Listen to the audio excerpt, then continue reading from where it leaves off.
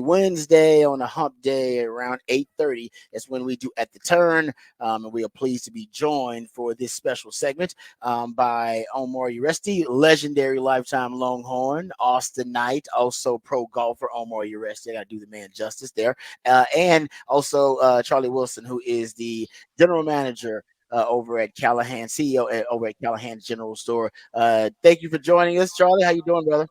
Good morning, guys. I'm doing great. Y'all doing all right? Ooh, there we go. All Oh, right. good Let me morning, make sure we guys. get- Doing great. There he is. All right. Now I can Yeah, hear yeah. Charlie. There you How go. you doing, Charlie? Good to see you, brother. Good to see y'all and be here to visit with y'all again. No doubt about it. Now, I got a couple of random questions for you. Because of you guys, I've been paying more attention to golf overall. So that's your fault. My wife's not happy about me watching more Yeah, sports. yeah. So I have to blame you guys for that because I picked up another one, and I noticed the Zurich Open that was this past weekend. I don't know if you got a chance to watch it or not, but it was I didn't know this. It was a team format because you don't see a lot of team formats. And then I did some research and realized they switched to a team format in 2017, so it's been a team format for a while.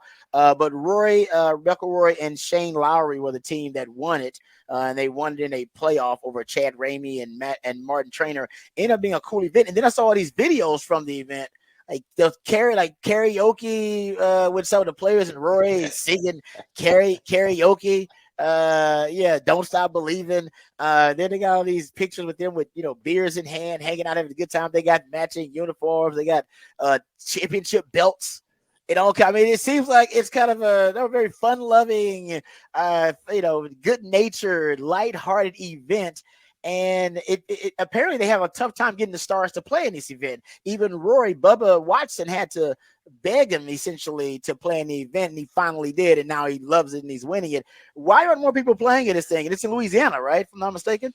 Yeah, it's in New Orleans, which of course, who wouldn't want to go to New Orleans and hang out and play golf and party at nighttime down in New Orleans? I mean, you can go there and Exactly. you can be anything you want to be down there, and nobody gives a care. It's that Yeah. big who dat attitude.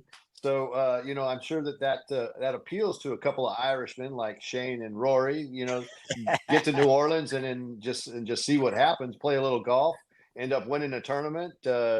Giving each other a bunch of high fives and bro hugs and all that kind of stuff. And they really did partner well together, and you could see that they were just having a Very good. blast.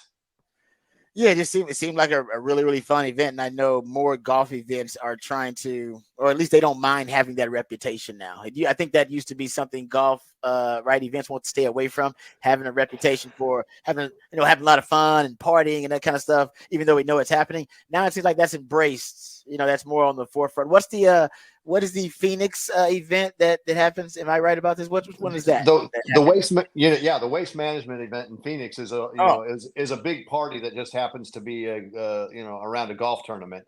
And so yeah.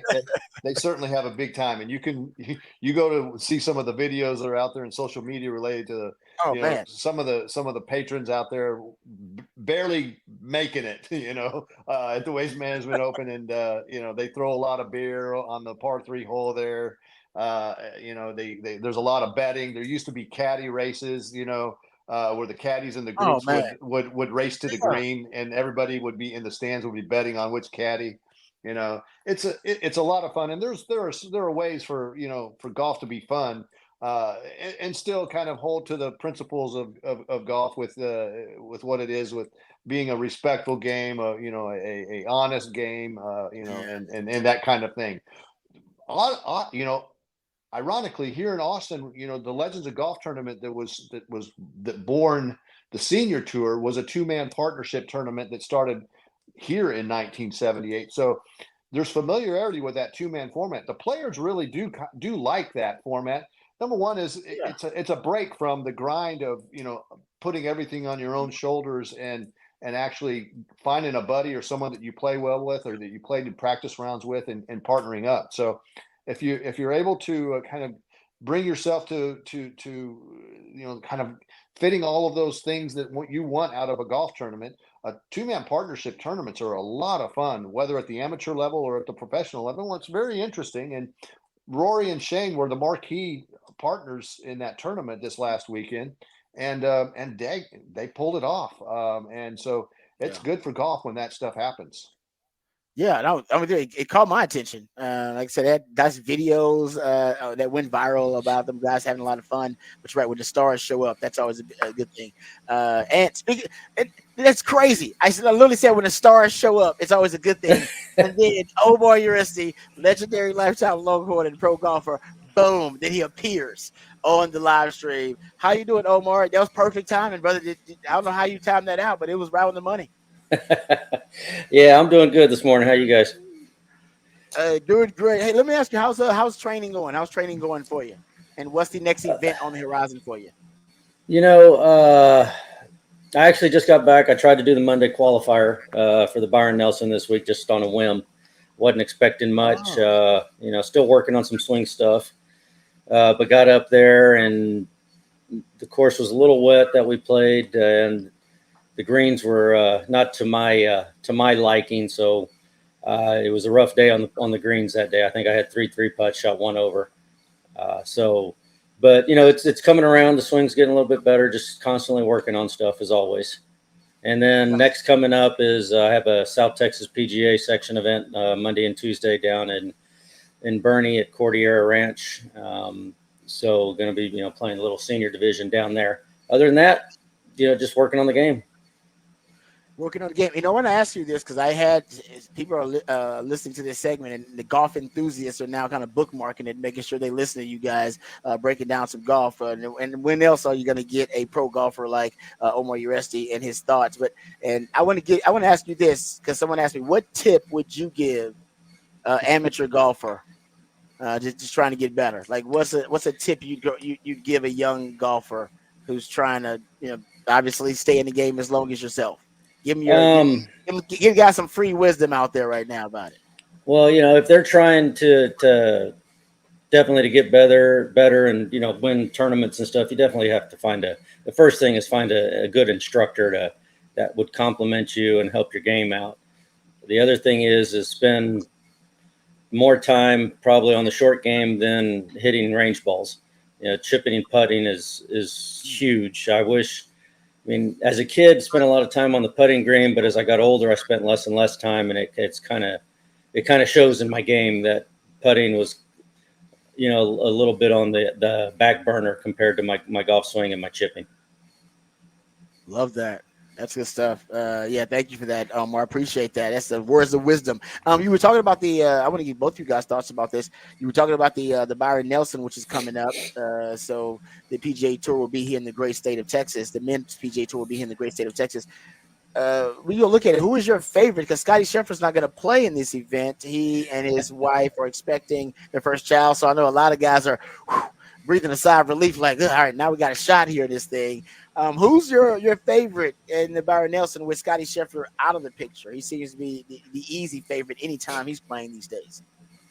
Yeah, you always got Sun JM's playing good right now, as is Say Woo Kim, and I was actually just looking at some of the odds, and believe it or not, three of probably the top five odds uh, guys are playing together. You got Jordan Spieth, Jason Day, and I think I think it was Sunjay. I can't remember. There was one other, but they were all in the favorites of the week, and they're playing together. So that should be a good group to watch. And but Tom Hoagie's been playing well.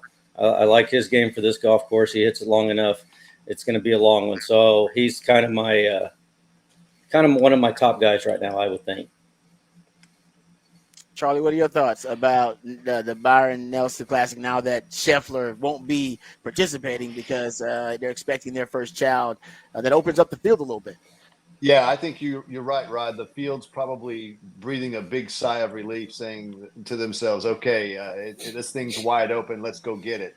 But I always believe that the people who are familiar with playing golf in the Dallas Fort Worth area tend to do pretty well at those tournaments up there. Omar was mentioning Sung JM. Those guys live in the Dallas area, and Jordan Spieth from the Dallas area. So those guys tend to be real familiar with those courses and play them well.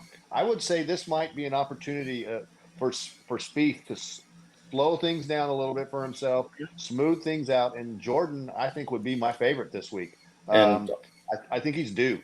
Also, it's a pretty wide open golf course. There's a lot of forgivability out there on the fairways, and he's been struggling with some of the tee shots, keeping it in play. So this course will benefit the way he's been playing a little bit. The only one thing is it's a long golf course. It's one of the longer ones they play, but at the same time, it's wide open. So he should have a good chance. The great neutralizer up there, Rod, at the TPC Craig Ranch, where that is that's up out north of Dallas. And the great neutralizer out there is if the wind starts to blow up there, it can be really testing for those guys, and the greens can get really fast and firm. Another neutralizer, ironically, can also be, because, as Omar said, it's such a long course, is if it rains up there, they get some rain up there and it soaks and nothing rolls, the longer hitters are really going to benefit. No, that's good stuff. I want to ask you guys this, and I don't know how much you watched the Live Tour had their most successful event, which is the event they have over, I believe it's over in Australia. I think it's the Adelaide event. I'm not sure if I pronounced it correctly or incorrectly or not. Do you guys watch any Live Golf? You guys are golf enthusiasts. You guys even watch it unless any? I do not watch. I've seen a few clips on the internet here and there, but for me, I'm a classic golf watcher. I like to watch one-on-one, just individual tournaments. The group thing and that rowdiness that they have going on, it's not my thing. And speaking of the rowdiness, they had one of the caddies got hit by a bottle in one of the celebrations. There was trash and bottles and cups being thrown after one of the players made a birdie after the second round maybe, and he got hit in the head by a plastic bottle that was full of water, I think. And then I did just see a clip this morning of Kevin Na kind of losing it in the trees, threw a couple of F-bombs out there and saying this was ridiculous and stuff like that. He was having trouble getting out of some trees and sand. So that was kind of comedic to me, but I'm not much of a Live Golf watcher at all. What about you, Charlie? Have you checked out even one event Live?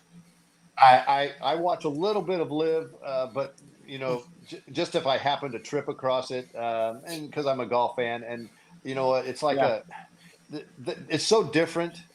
You just kind of like, is this really what I think it is? And the presentation is just it's way different than what kind of a traditional mindset might have of golf. Good golf is good golf, and I like to see those guys getting after it. I think it's a little strange the way they shotgun to start their whole field, and so there's not that drama. The drama is happening at various holes on the golf course. So a guy who might be contending, his 18th hole could be number 15, and another guy who's contending, his 18th hole might be number 12, or another one's number 18. It's just a little weird. But they got their thing, and they're trying to make a run at it.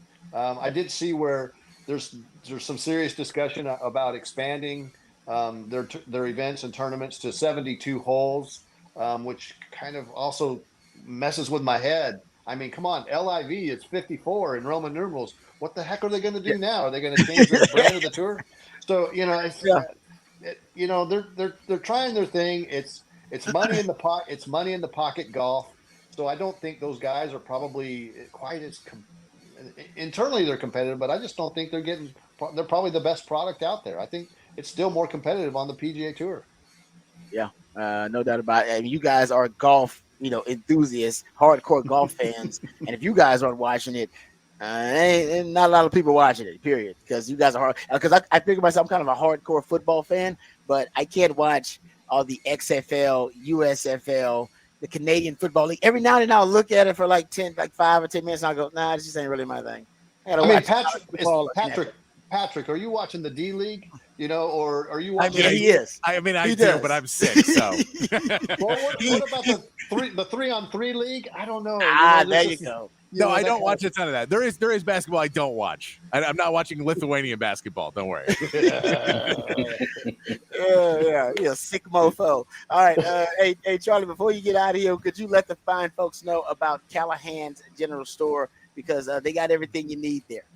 Yeah, we're right now. It's the sweet spot of warm nights. So if you had some bare spots out there in your yard, and if you got a lawn that's Bermuda or even St. Augustine, go out and get to a nursery and find you some sod and replant your grass right now. It's perfect time. Everything is just taken off. We've had a great amount of rain. The atmosphere is damp. It's still not too hot, but also Bermuda seed at Callahans, plenty of Bermuda seed. So if you got some bare spots around your yard, let's get that down. Also start stoking it with like a 15 fertilizer. Really brings up that nitrogen, phosphorus, and everything else that needs to come up in your yard. So it's a 15-15-15. That's why we call it 15. Get that down, and that'll really start to see some pop. Get the roots nice and full so that your grass can be golf course ready. Oh, I love it. See, I just wrote it down. I wrote that down. So next time I go to Cali, I get that 15. All right, that's what Absolutely. I did. I like that. I always learn something new from you guys. I appreciate it. Charlie, thank you for the time. Omar, thank you very much for the time. Talk to you next week, gentlemen. Enjoyed it, guys.